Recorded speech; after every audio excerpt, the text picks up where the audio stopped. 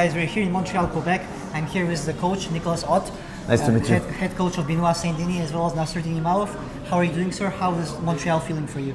Oh, we're feeling great being here. We just arrived, so we took a little walk, tried to see the city a little bit, get familiarized with the city, and we're waiting for the opponent. So we are waiting for the answer of the UFC. Obviously, a little disappointed not to be fighting against Joel Alvarez, but we'll see what they propose, and we're here to fight, and we'll be fighting on Saturday.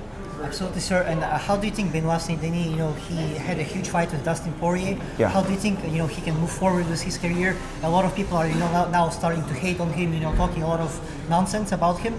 But how does Benoit, bounce back from all of this and, of course, work his way towards that, title shot in lightweight? There's always two things. The first thing is to train a lot. So the first way to bounce back is to train as much as you can, the best way you can.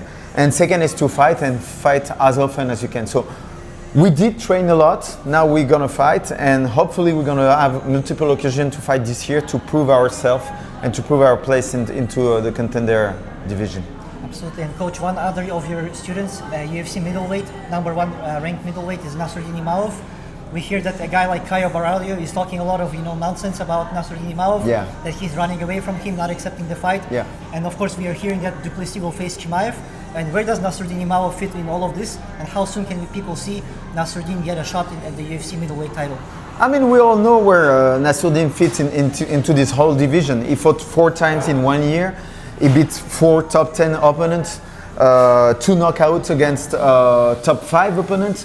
Israel Adesanya and Jared Cannonier, who's never been stopped before in the division. So we know where he fits into the division. We know he's the number 1. Caio Baralho is just coming with like 1 win into the top 10 division. So he has to prove himself. Then if he does it, if he proves himself like against a real serious contender, Nasruddin will welcome him anytime. I mean, that's what he's been doing his whole career. So there's no problem for him. But the goal right now is to fight for the belt, for sure. And coach, 2 last questions here for you. How do you think Nasruddin will do against like a guy like Dricus du Plessis, the champ, or of course against Khamzat Chimaev, yeah, or even a guy like Caio Baralho? Do you think that he can easily beat these guys? I mean, there is no easy fight into the division, especially when you're talking about those phenomena like DDP, like Khamzat. Caio, he has to prove himself yet, so we don't know. But there's no easy fight, but there's a fight that Nasruddin for sure can win with the right game plan, the right training, and he has all the abilities, all the weapons to win those fights. And sir, my last question for you is, you're representing France, you're a UFC coach, you have these, world-class athletes.